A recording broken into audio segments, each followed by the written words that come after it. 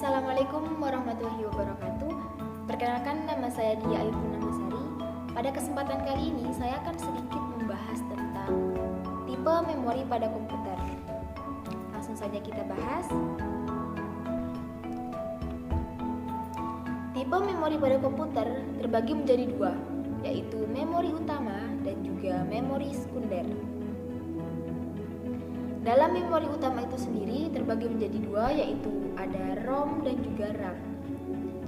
Sedangkan untuk memori sekunder terbagi menjadi tiga, yaitu ada optical storage device, lalu ada magnetic storage device, dan yang terakhir ada flash memory device. Namun pada kesempatan kali ini saya akan membahas pada bagian memori utama, yaitu tentang RAM. Tentu bagi kalian kata RAM ini sudah tidak asing lagi ya. Langsung saja kita bahas. RAM merupakan singkatan dari Random Access Memory. Apa sih itu RAM? RAM adalah tempat penyimpanan sementara pada komputer yang isinya dapat diakses dalam waktu yang tetap, tidak memperdulikan letak data tersebut dalam memori atau acak. Jadi RAM ini tidak permanen ya. Lalu yang kedua ada struktur RAM. Yang pertama ada input storage yang berfungsi untuk menampung input atau masukan yang dimasukkan dari alat input. Lalu yang kedua ada program storage yang berfungsi sebagai penyimpan instruksi program yang akan diakses. Lalu yang ketiga ada working storage yang bertugas menampung data dan menyimpan data. Lalu yang keempat ada output storage yang berfungsi untuk menampung hasil akhir dari data yang akan ditampilkan ke perangkat output. Oke, selanjutnya ada fungsi RAM. RAM berfungsi untuk mempercepat pemrosesan data pada komputer. Jadi semakin besar RAM yang dimiliki, maka akan semakin cepat sebuah komputer memprosesnya. RAM sendiri hanya bekerja ketika perangkat menyala. Kita dapat melihat cara kerjanya di Task Manager dalam sebuah perangkat komputer atau laptop. Oke, yang selanjutnya ada jenis-jenis RAM.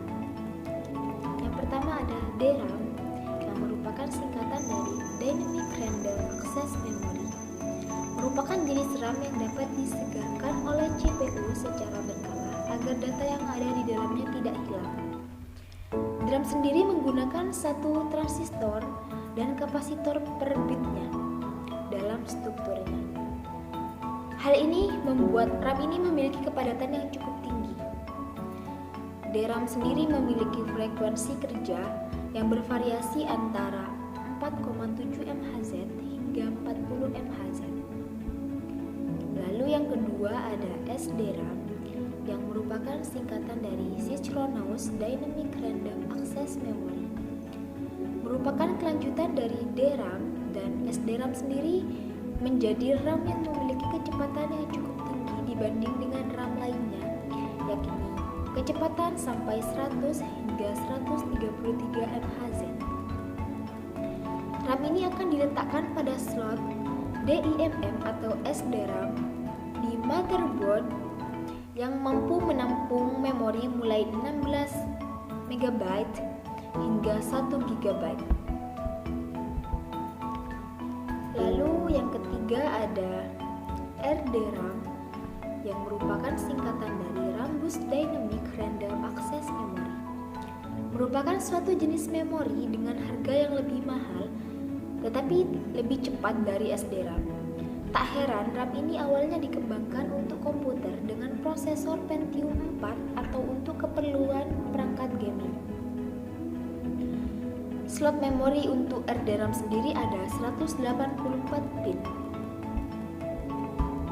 Lalu yang nomor 4 ada SRAM yang merupakan singkatan dari Static Random Access Memory. SRAM sendiri didesain menggunakan desain cluster 6 transistor untuk menyimpan setiap bit informasi.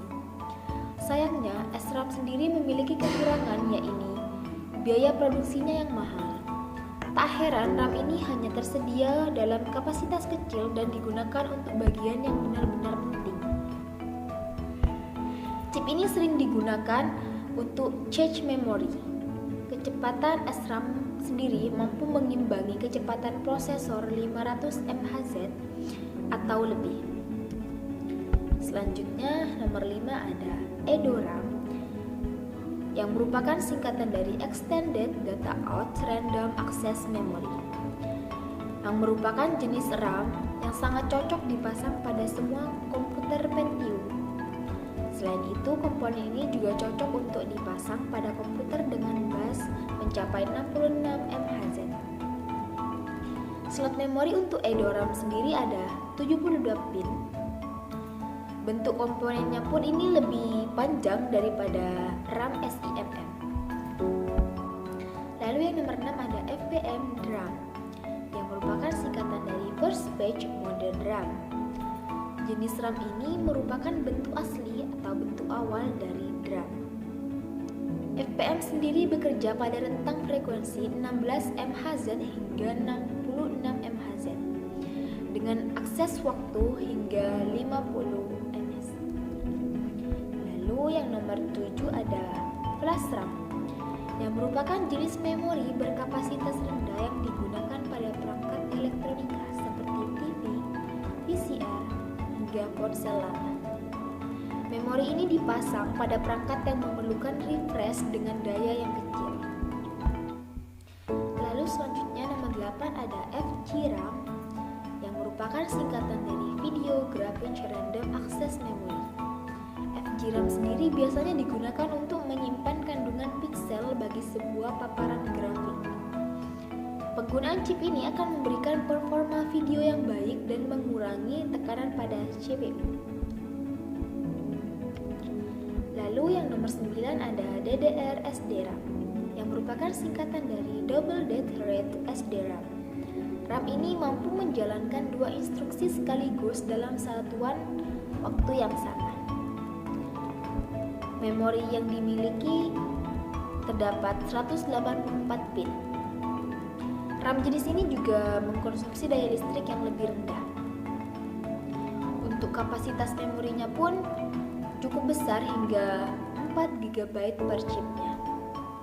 Lalu yang terakhir di nomor 10 ada SODIMM yang merupakan singkatan dari Small Outline Dual Inline Memory Module. Memori ini merupakan jenis memori yang digunakan pada perangkat notebook. Bentuk fisiknya pun cukup ringkas, kira-kira setengah dari besaran DDR RAM, sehingga lebih menghemat ruang. Jenis memori ini pun biasanya mengikuti perkembangan RAM untuk komputer pada desktop. Oke, mungkin itu saja yang dapat saya sampaikan. Terima kasih, kurang lebihnya mohon maaf. Wassalamualaikum warahmatullahi wabarakatuh.